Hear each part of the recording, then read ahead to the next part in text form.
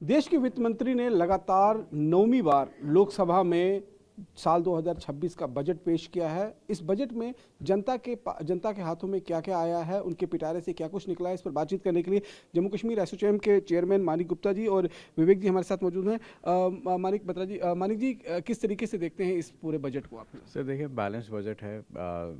12.2 लाख करोड़ का आउटले है केपेक्स का। ज़्यादा फोकस है जो हम आत्मनिर्भर भारत की बात करते हैं, मैन्युफैक्चरिंग की तरफ और एग्रीकल्चर जो मेन कोर सेक्टर्स हैं उनकी तरफ फोकस किया गया है। एमएसएमई जो है इम्पॉर्टेंट सेक्टर है। गवर्नमेंट ऑफ मतलब हमारी देश की जीडीपी के लिए ऑलमोस्ट 30% कंट्रीब्यूशन रहता है to the GDP. Large employment generating sector है। तो 10,000 करोड़ ग्रोथ फंड में रखा गया है एमएसएमई के लिए, जिससे कैपिटल एक्सेस जो है एमएसएमई का वो बेटर हो जाता है। आपका जो एमएसएमईज अपग्रेड करना चाहते हैं वो उनके लिए ईजियर हो जाएगा, और जो ग्लोबल और डोमेस्टिक मार्केटिंग लिंकेजेस होती हैं वो बेटर हो जाती हैं अगर फंड एक्सेस हो। और 2,000 करोड़ टॉपअप किया गया है सेल्फ रिलायंट फंड में एमएसएमईज के लिए। मैन्युफैक्चरिंग हब बनाने की बात की गई है इंडिया को, तो बायो फार्मा के लिए 10,000 करोड़ और सेमीकंडक्टर मिशन 2.0 के लिए 40,000 करोड़ के प्रावधान रखे गए हैं। इससे जॉब क्रिएशन भी काफ़ी ज़्यादा होगी। हमारी इंपोर्ट डिपेंडेंसी कम होगी सेमीकंडक्टर्स पे, क्योंकि काफ़ी सेमीकंडक्टर्स इंपोर्ट किए जाते हैं और आज की डेट में हर इलेक्ट्रॉनिक आइटम, कार्स, काफ़ी जगह यूज़ होते हैं सेमीकंडक्टर्स। अगर हम देखें जो लेगेसी इंडस्ट्रियल पार्क्स हैं 2000, उनको भी रिजुवनेट करने की बात की गई है, जिससे उनका इंफ्रास्ट्रक्चर बेटर होगा, वो अपग्रेड कर सकेंगे, उनकी मार्केट लिंकेजेस बेटर बनेंगी। तो कहीं ना कहीं फ्यूचर रेडी कर रहे हैं। 7 नए रेल कॉरिडोर्स की बात कही गई है, बायो पार्क की बात जो है वो कही गई। उन्हें किस तरीके से देखते हैं? और ये कहा जा रहा था कि ये बजट कहीं ना कहीं टैरिफ को जवाब देने वाला बजट होगा, तो आपको लगता है कि बजट जो पेश किया गया टैरिफ को जवाब दे रहा है? देखिए, टैरिफ को जवाब देगा ही जब हम सेल्फ रिलायंट हो रहे हैं, और हम सेल्फ रिलायंस की तरफ है ये बजट, तो टैरिफ को तो कहीं ना कहीं जवाब देगा, क्योंकि इस बजट का फोकस ही है पूरा कि आज जो मैं बात करता हूँ आत्मनिर्भर भारत की, कि सेल्फ डिपेंडेंसी ज़्यादा रहे। और साथ नए रेल कॉरिडोर्स होने से ये फ़ायदा है कि जो हमारी कनेक्टिविटी है, जो ट्रांजिट टाइम्स हैं वो रिड्यूस हो जाएंगे, और ओवरऑल कंट्री की कनेक्टिविटी बेटर हो जाएगी। मगर बाजार को ये सूट नहीं आया है, बाजार रेड शो कर रहा है। बाजार यूजुअली जब बजट आता है थोड़ी देर रेड रहता है, फिर जब बजट के रिव्यू वो आना शुरू होते हैं, रुझान किस तरह के हैं और दिखना शुरू होता है, तो बाजार पिक करना शुरू होता है। ओवरऑल क्या लगता है कि एक आम आदमी को इस बजट में क्या मिला? आम आदमी को देखें, अगर बात करें तो आम आदमी को रिलीफ्स मिले हैं, टैक्स पेयर्स को रिलीफ्स इन द सेंस ये मिले हैं कि जो अडॉप्शन है टैक्स रिजीम्स की, और जो उनकी जो उनके जो जिस तरह से उसको फॉलो करना होता है वो इजी कर दिया गया है पहले से ज़्यादा।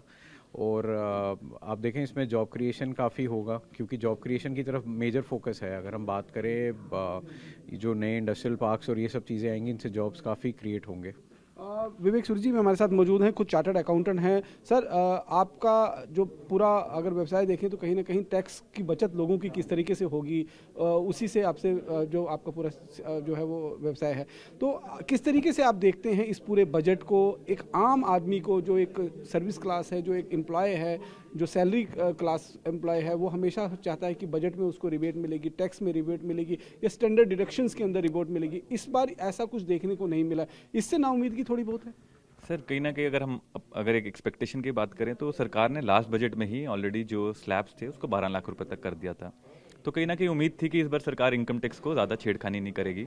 सिमिलर ग्राउंड्स पे अगर मैं जीएसटी की बात करूं तो आप जानते होंगे कि दिवाली के आसपास सरकार ने जीएसटी के रेट्स जो थे बहुत स्लैश किए थे। 28% से काफ़ी केसेस में 12% कर दिया था, 18% के केस में 5% कर दिया था। तो कहीं ना कहीं हमें उम्मीद थी कि इस बजट में जो होगा वो कहीं ना कहीं इनकम टैक्स के स्लैब्स या जीएसटी को नहीं कुछ प्लस माइनस करेंगे, और ऐसा ही हुआ। अगर मैं बात करूं बेसिक कस्टम ड्यूटी की, जिन केसेस में चीज़ें इंपोर्ट होती हैं वहाँ पे सरकार ने का जो स्पेसिफिक डिजीज़ है कैंसर जैसी, उसमें कुछ जो मेडिकल इक्विपमेंट्स यूज़ होते हैं वहाँ पे बेसिक कस्टम ड्यूटी और कम कर दी गई। उसके साथ साथ अगर मैं बात करूं एक जो जहाँ पे अगर हम देखें आज मार्केट जो है वो लाल दिख रही है, उसका मेजर रीज़न ये है कि जो सिक्योरिटी ट्रांजेक्शन टैक्स होता है जब हम कोई शेयर खरीदते हैं या बेचते हैं, तो सरकार ने कहा फ्यूचर्स के केस में जो अपना जो रेट होगा सिक्योरिटी ट्रांजेक्शन टैक्स का वो 0.02% से बढ़ा के सरकार ने 0.05% कर दिया है। और अगर हम ऑप्शंस की बात करें, ऑप्शंस में भी सरकार ने जो 0.1% था उसको बढ़ा के 0.015 कर दिया है। तो कहीं ना कहीं सिक्योरिटी ट्रांजेक्शन टैक्स बढ़ने के कारण कहीं ना कहीं जो मार्केट है वो लाल दिख रही है। बट हाँ, अगर हम ओवरऑल बात करें जो बजट है well balance well approach budget है, क्योंकि काफ़ी सेक्टर्स को कवर किया है। तो कहीं ना कहीं हम जैसे विकसित भारत का सपना देखते हैं, तो अगर स्पेसिफिकली पैसा जो है सरकार को वो तो टैक्स से ही आएगा। तो ऑलरेडी 12 लाख तक की छूट सरकार ने दी है। जीएसटी के भी जो प्रोविजन है उनको कम कर दिया गया है, तो बेसिक कस्टम ड्यूटी में भी इस बार उन्होंने कम की बात की। तो overall well balance, well approach budget. 2025 में कहीं ना कहीं ऑपरेशन सिंदूर हुआ, युद्ध जैसे बॉर्डर मंडराए, आज भी वैश्विक अगर हम स्तर पर देखें तो कई मोर्चों पर जो है वो युद्ध के आशंका जो है वो लगातार बढ़ती हुई नजर आ रही हैं। ऐसे में आपको लगता है कि ये एक सेना को लेकर, जिस तरीके से सैन्य शक्ति को लेकर बढ़ावा देने को लेकर भी जो है बजट कहीं ना कहीं एक अच्छा बजट रहा है? सर कहीं ना कहीं जब अगर हम बात करें सारे सेक्टर्स को हम बढ़ाने की बात करते हैं, तो सर जब भी किसी सरकार के पास वो सरकार के पास अच्छा पैसा आता है, कुछ आता है, तो वो कहीं ना कहीं वो डिफेंस के एरियाज में ही पैसा यूज़ होता है। अगर हम बात करें कि जिस हिसाब से सरकार ने अपने जो टैक्स रेट्स को उनको जैसे एसटीटी वगैरह बढ़ाया, कहीं ना कहीं जो टैक्सेस का पैसा आता है वो भी डिफेंस सेक्टर्स पे यूज़ होता है। एमएसएमई जब स्ट्रांग होते हैं, जब एक छोटा व्यापारी वो भी जब टैक्स देता है, तो कहीं ना कहीं वो जो पैसा आता है सरकार का वो भी डिफेंस के सेक्टर्स में कहीं ना कहीं यूज़ होता है। तो अगर हम बात करें जब हमारे सारे सेक्टर्स कहीं ना कहीं इंप्रूव होते हैं, तो हमारे जो डिपेंडेंस बाहर के देशों पे कम होती है और हम अपने ही विद इन हाउस ही पैसा जो है जनरेट करते हैं, वो हम कहीं ना कहीं डिफेंस सेक्टर्स में यूज़ करते हैं। टैरिफ वार भी जो है वो बहुत चल रहा है, जिस तरीके से ट्रंप लगातार टैरिफ पर टैरिफ लगाए जा रहे हैं, और ये कहा जा रहा था इस बजट से टैरिफ को भी एक जवाब दिया जाएगा। तो आपको लगता है कि इस बजट से टैरिफ को जवाब मिला है? सर अगर हम बात करें, अगर आप थोड़ी देर पहले की अगर हम बात करें, तो जो अभी ईयू जो अभी हमारा हुआ यूरोपियन, इन्होंने इसमें काफ़ी ऑलरेडी जो रेट्स हैं वो कम किए गए। और अगर हम बात करें इस बजट में, उन्होंने कहा कि हम एग्रीकल्चर को प्रमोट करेंगे, हम अपने यहाँ के स्पेसिफिक टूरिज्म को प्रमोट करेंगे। जब हमारा एग्रीकल्चर यहाँ का स्ट्रांग होगा, जैसे यहाँ के वॉलनट्स हैं हमारे कश्मीर के, यहाँ के हमारे एलमंड्स हैं, या उड़ीसा के जो मिनरल ऑयल्स हैं, मिनरल रिच स्टेट्स हैं, अगर वहाँ पे हम स्पेसिफिक बजट देंगे, वहाँ पे अगर हम उनको ट्रेनिंग्स देंगे, अच्छा वहाँ पे सेक्टर इंप्रूव करेंगे, तो कहीं ना कहीं हमारी जो कंट्री है वो सेल्फ रिलायंट इतना हो जाएगा कि हम अपने अकॉर्डिंगली टैरिफ जो है वो सेट कर पाएंगे। तो टैरिफ वॉर्स तब आती है जब स्पेसिफिकली अपनी कंट्री में वो चीज़ नहीं होती और हम किसी और के ऊपर डिपेंड हो जाते हैं, तो हमें कभी कभी ज़्यादा टैरिफ पे भी चीज़ लेनी पड़ती है। दुनिया में देखें तो सबसे ज़्यादा डिमांड रेयर अर्थ मटेरियल्स की है, और उसको लेकर भी इसमें कई प्रावधान किए गए। अगर हम इस बजट में मैंने खुद इस बजट में ये चीज़ नोट की कि स्पेसिफिकली रेयर मिनरल्स की बात की।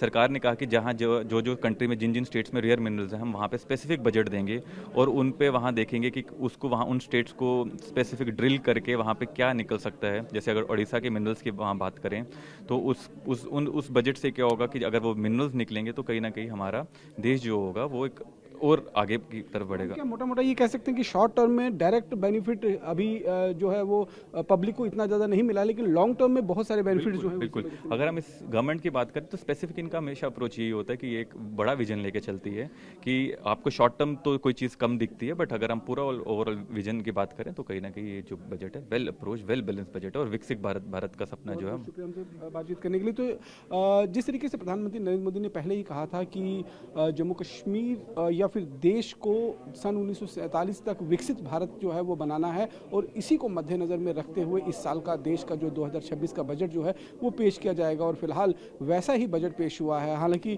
जो सैलरी क्लास है उनको थोड़ी बहुत निराशा जरूर यहाँ पर देखने को मिली होगी। उनके अभी जितने उनकी टैक्स को लेकर अगर जो उनकी चिंताएं थी वो इतनी ज़्यादा इस बजट के अंदर जो है वो एड्रेस नहीं की गई हैं, लेकिन निश्चित रूप में बहुत सारी ऐसी चीज़ें हैं जो लॉन्ग टर्म में देशवासियों को फ़ायदेमंद साबित होंगी। कैमरा पर्सन अनूप के साथ रमन सैनी, TV9 भारतवर्ष, जम्मू।